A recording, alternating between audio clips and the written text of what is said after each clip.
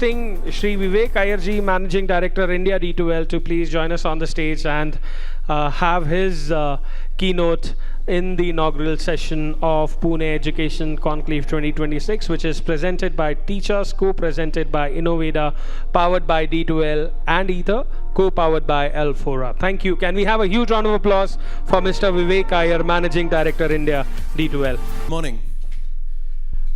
My name is Vivek, like introduced. I'm the Managing Director for D2L India Private Limited. We are the largest learning management system company in the world. When I looked at the schedule today morning and I saw the list of speakers, I knew that, and I do this very often, I knew that the topic which no speaker can avoid is AI. So I thought, let me get ahead of the curve and let me start off by speaking about AI, but I saw that Professor Mantha has already beaten me to it. So I will try to, give a different spin to it. Throughout educational history, you see an introduction of technology in education. It has always come wearing a costume, and that costume is usually fear. I think Professor Mantha also alluded to this.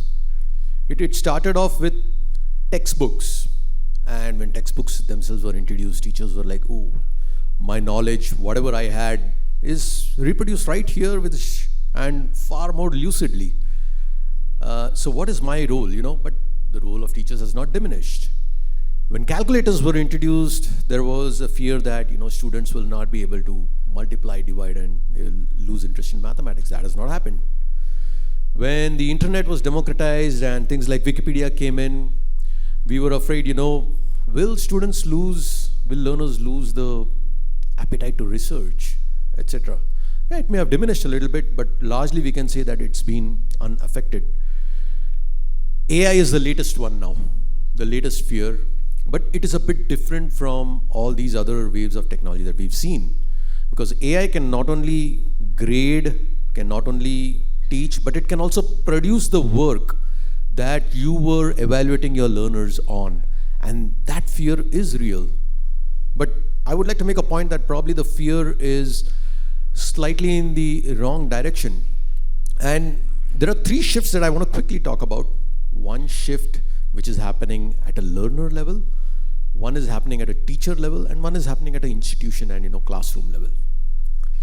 At the learner level, we have traditionally always evaluated learners on their ability to store information and retrieve that information on demand.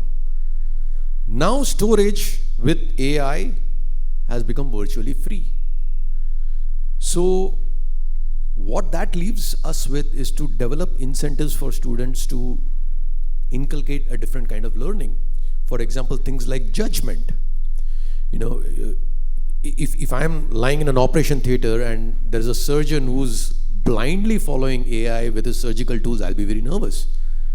There has to be a human element in applying AI, and that judgment is also a muscle that is built over a period of time. You have to make mistakes, analyze the mistakes, learn the mistakes, and that muscle has to start building early so that you're effective in your job. And that early stage is your classrooms.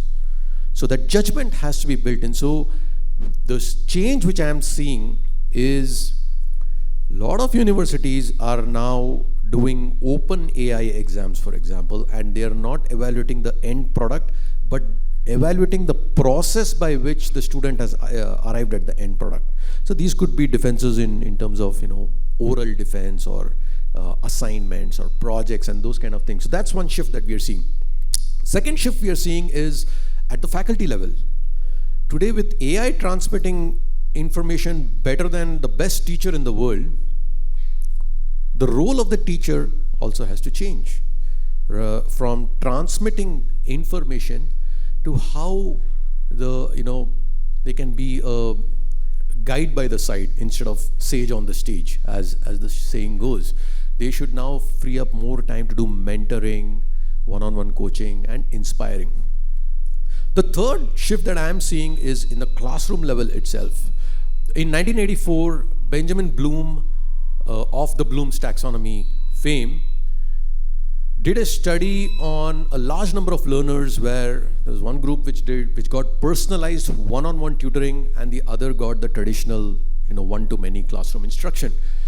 The students who got one-on-one tutoring, they performed 2 standard deviations better than the ones who got one-to-many tutoring. This was widely acknowledged, but we also reconciled to the fact that our economics of education does not allow us to provide one-on-one tutoring. It's just simply too expensive.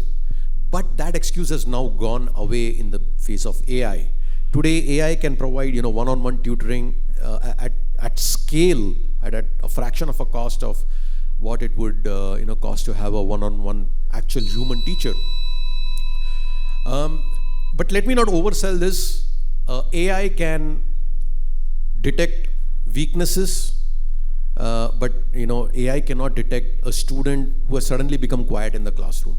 And the human teacher, faculty will be able to figure out, okay, there are probably some problems outside of the classroom which is affecting, and that is the relationship that can be formed.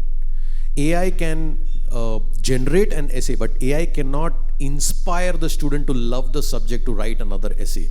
So my urge to all of you would be to stop spending the energy on, should we allow AI, should we ban AI? I think that ship has sailed.